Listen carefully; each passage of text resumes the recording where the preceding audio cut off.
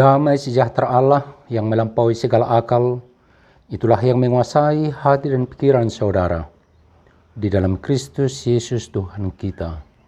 Amin. Saudara-saudara yang terkasih, dimanapun saudara saat ini berada, selamat hari Minggu. Kiranya kasih Tuhan, penyertaan Tuhan, dan kekuatan yang dari Tuhan memenuhi kehidupan saudara. Firman Tuhan pada minggu yang ketiga setelah Epifanias pada hari ini tertulis dalam kitab Injil Lukas pasal yang keempat ayat 14 sampai ayat 21. Dalam kuasa Roh kembalilah Yesus ke Galilea dan tersiarlah kabar tentang Dia di seluruh daerah itu. Sementara itu ia mengajar di rumah-rumah ibadat di situ dan semua orang memuji Dia. Ia datang ke Nazaret, tempat ia dibesarkan, dan menurut kebiasaannya pada hari Sabat, ia masuk ke rumah ibadat, lalu berdiri hendak membaca dari Alkitab. Kepadanya diberikan kitab Nabi Yesaya, dan setelah dibukanya, ia menemukan nas di mana ada tertulis, Roh Tuhan ada padaku, oleh sebab ia telah mengurapi aku untuk menyampaikan kabar baik kepada orang-orang miskin, dan ia telah mengutus aku untuk memberitakan pembebasan kepada orang-orang tawanan dan penglihatan bagi orang-orang buta, untuk membebaskan orang-orang yang tertindas, untuk memberitakan tahun rahmat Tuhan telah datang. Kemudian ia menutup kitab itu, memberikannya kembali kepada pejabat, lalu duduk, dan mata semua orang dalam rumah ibadat itu tertuju kepadanya. Lalu ia memulai mengajar mereka, katanya, pada hari ini genaplah nas ini sewaktu kamu mendengarnya. Demikian pembacaan firman Tuhan. Saudara-saudara yang terkasih, pada bulan Oktober akhir sampai awal November tahun 2013 yang lalu, kurang lebih 4.000 orang perwakilan gereja-gereja dari seluruh dunia berkumpul di kota Busan, Korea Selatan. Mereka menyatu dalam arak-arakan gerejawi yang disebut dengan common pilgrimage atau peziarahan bersama, untuk berdoa bersama, membaca Alkitab bersama, merenungkan firman Tuhan bersama, bergumul bersama, dan bersama-sama mencoba mencari solusi terhadap permasalahan dunia yang sangat kompleks. Penderitaan, peperangan, bencana alam, kemiskinan, ketidakadilan, dan juga masalah perubahan iklim. Itulah sidang raya yang ke-10 Dewan Gereja-Gereja Sedunia atau DGD yang berlangsung di kota Busan dari tanggal 30 Oktober sampai 8 November 2013 di bawah terang tema God of Life, lead us to justice and peace. Allah kehidupan, tuntunlah kami pada keadilan dan perdamaian. Melalui tema, ibadah, presentasi, dan berbagai kegiatan selama sidang berlangsung, sangat jelas terlihat bahwa planet biru, tempat kita tinggal, sedang menghadapi masalah yang serius. Suara-suara dari Afrika, dari Asia, Eropa, Amerika Latin, Karibia, Pasifik, dan berbagai belahan dunia ini dengan jelas menunjukkan bahwa keadaan dunia ini sangat jauh dari keadaan dunia yang kita impikan. Bumi ini sedang mengerang kesakitan, termasuk di negeri di mana sidang raya berlangsung.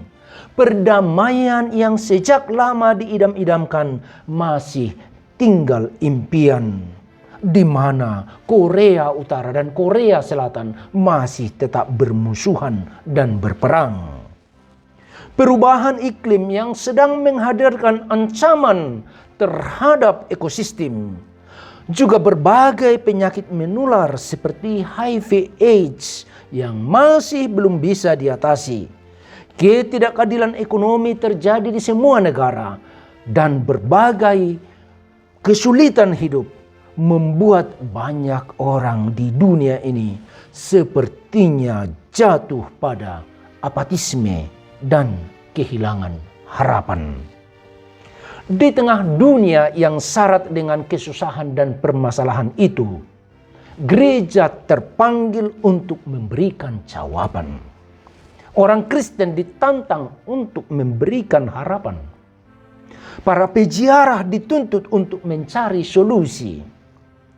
Sekalipun nampaknya sulit dan tidak banyak alasan untuk berharap, para pengikut Kristus harus tetap berupaya keras untuk mewujudkan impian akan keadilan yang mengalir seperti air dan kebenaran seperti sungai yang deras.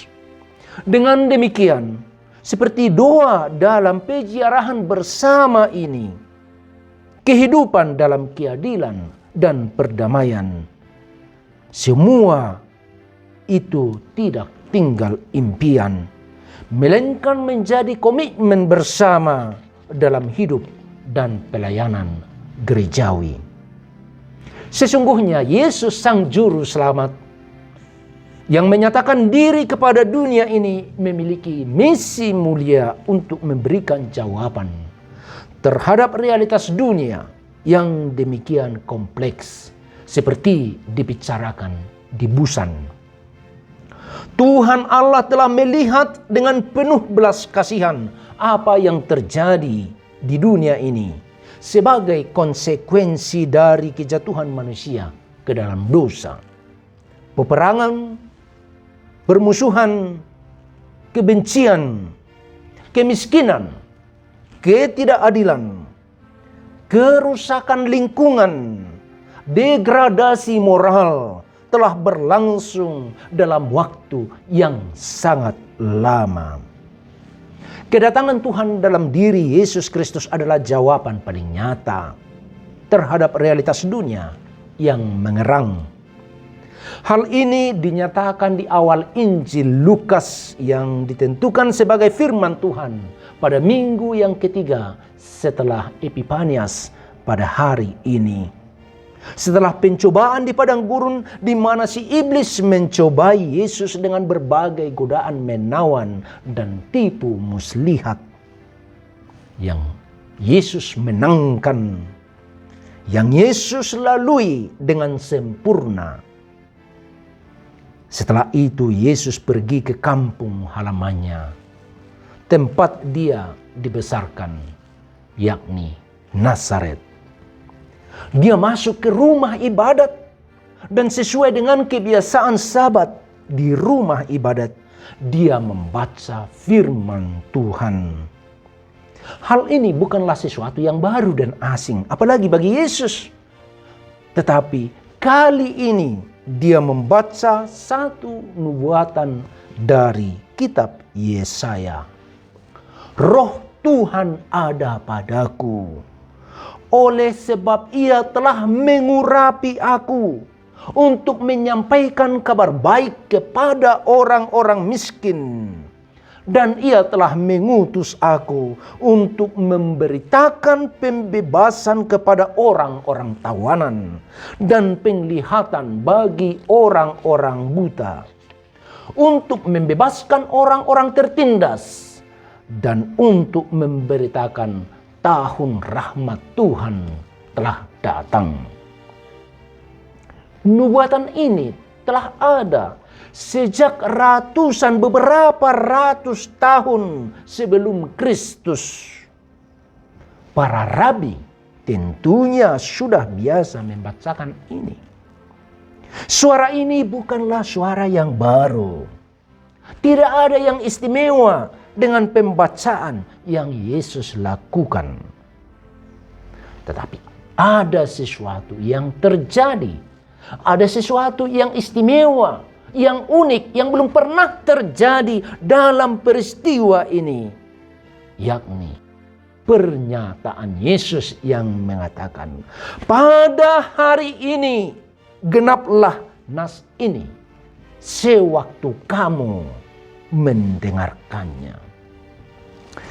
Pada hari ini genaplah nas ini sewaktu kamu mendengarkannya. Artinya, sewaktu Yesus berbicara, nubuatan ini sedang dipenuhi.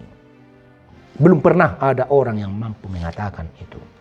Hanya Yesus, Anak Allah, Sang Juru Selamat dunia, yang berani mengungkapkan kata-kata ini.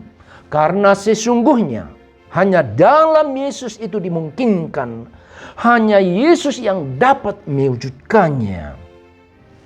Realitas kesembuhan, kepulihan, keadilan, kebebasan, kedamaian, dan rahmat Tuhan dalam kepenuhannya nyata hanya dalam diri Sang Juru Selamat, Yesus Kristus. Di awal pelayanannya, Yesus menegaskan dengan menyatakan misi yang akan Dia wujudkan, yakni yang pertama, menyampaikan kabar baik kepada orang-orang miskin. Selama dunia ini ada, pasti ada selalu orang miskin. Dan orang miskin ternyata memiliki tempat yang istimewa di hati Yesus. Orang miskin memiliki tempat yang istimewa di hati Tuhan. Nubuatan Yesaya dan perkataan Yesus tidak menyebutkan secara eksplisit kategori miskin. Apakah miskin secara ekonomi, sosial, politik, budaya, atau psikologis? Tetapi miskin dalam arti yang luas. Jadi mungkin saudara dan saya termasuk dalam kategori ini. Karena itu bagi kita semua, kabar baik, kabar sukacita diberikan. Siapapun yang merasa dirinya miskin bisa mendapat kabar baik dalam Yesus. Setiap orang yang merasa membutuhkan pertolongan, kesembuhan, kekuatan, semangat, dan harapan baru dalam hidup ini. Dan dengan iman serta dengan kerendahan hati datang kepada Yesus, niscaya Dia akan mendapatkan jawaban dan tidak akan kecewa. Yesus sendiri berkata, marilah kepadaku semua yang letih, lesu, dan berbeban berat. Aku akan memberikan kelegaan kepadamu. Kemudian yang kedua, pembebasan kepada orang-orang tawanan dan pembebasan kepada orang-orang yang tertindas. Banyak orang yang dalam tawanan, banyak orang yang terpenjara, banyak orang yang tertindas baik secara fisik maupun secara psikis, secara mental, spiritual. Ketika Donald Trump berkuasa di Amerika Serikat, banyak warga negara asing yang mencoba masuk wilayah Amerika Serikat melalui perbatasan Meksiko. Tapi mereka bernasib sial karena Donald Trump memerintahkan untuk menangkap dan menjebloskan mereka ke dalam penjara. Bahkan tidak jarang anak-anak yang masih kecil harus dipisahkan dari orang tuanya. Ini sungguh ironi dan menyakitkan di abad yang ke-21. Tapi itu terjadi hanya 2-3 tahun yang lalu di Amerika Serikat, salah satu negara paling maju di dunia ini. Tapi bukan hanya itu. Keterpenjaraan bukan hanya soal fisik. Banyak orang yang terpenjara sekalipun hidup di alam bebas. Mereka terpenjara oleh rasa takut, rasa malu, oleh ketertinggalan, oleh pemikiran yang sempit. Mereka terpenjara oleh kebencian dan kedengkian, oleh permusuhan. Mereka terpenjara oleh ketidakmampuan mengungkapkan isi hati. Bahkan terpenjara oleh kebencian dan permusuhan, di mana mereka sulit bangkit dan sulit berkembang. Inilah penjara kehidupan yang paling menyakitkan. Tapi setiap orang yang datang kepada Yesus dan mau dibebaskan dari penjara kehidupan ini, pasti akan bertumbuh menjadi pribadi-pribadi yang luar biasa dan akan mampu memberikan kontribusi terbaik di dunia ini, melayani banyak orang. Hal yang ketiga yang dikatakan yang menjadi misi Yesus adalah memberikan penglihatan kepada orang-orang buta. Kebutaan adalah kondisi kehidupan yang sangat mengerikan. Kebutaan membuat orang tidak mampu melihat dunia luar. Sama seperti kemiskinan dan keterpenjaraan, kebutaan juga memiliki makna yang luas. Bukan hanya buta secara fisik, tapi buta dalam arti ketidakmampuan melihat realitas kehidupan yang sesungguhnya. Ini benar-benar menyakitkan.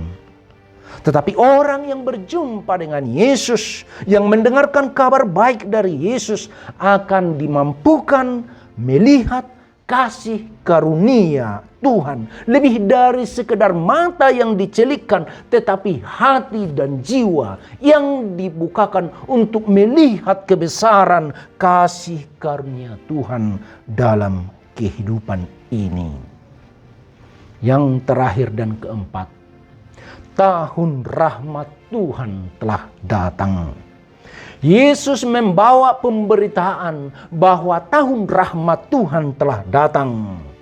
Setiap orang yang bertemu dengan Yesus dan mengenal Dia sebagai juru selamat akan melihat kehidupan yang penuh rahmat dan kasih karunia.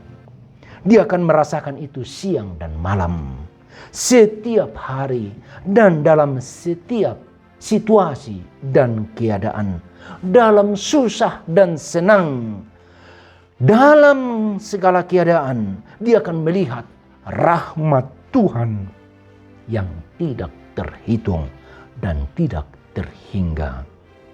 Karena sesungguhnya dengan kehadiran Yesus, tahun rahmat Tuhan telah datang.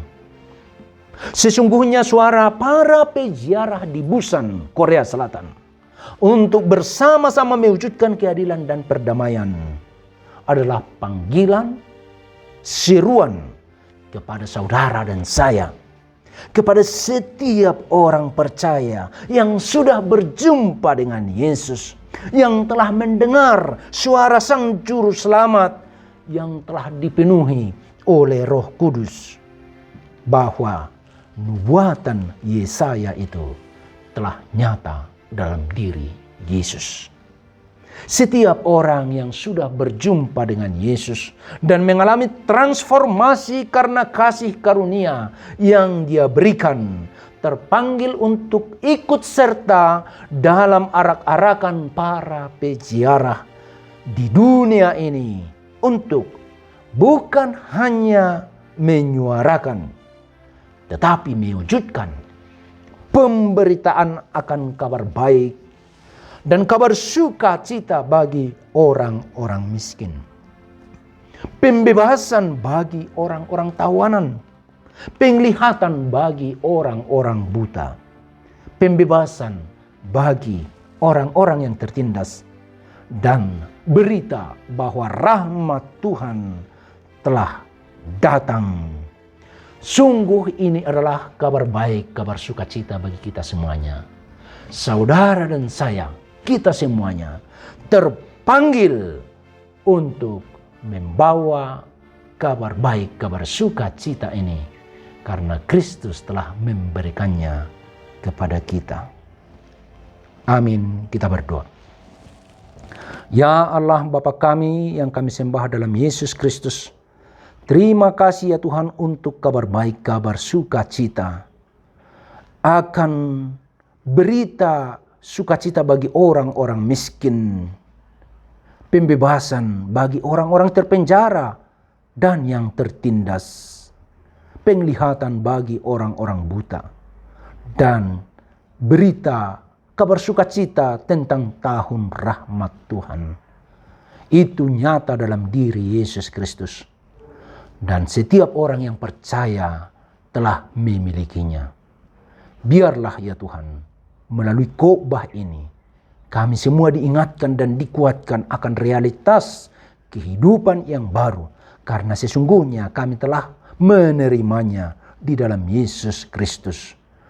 Dan kami bermohon, kuatkanlah kami, setiap yang mendengarkan firman Tuhan, untuk menghidupi kabar baik, kabar sukacita ini. Jadikan kami ya Tuhan, menjadi alat-Mu untuk membawa kabar baik, kabar sukacita kepada orang-orang miskin, pembebasan kepada orang-orang yang tertindas dan terpenjara, penglihatan kepada orang-orang buta, dan juga pemberitaan akan tahun rahmat Tuhan.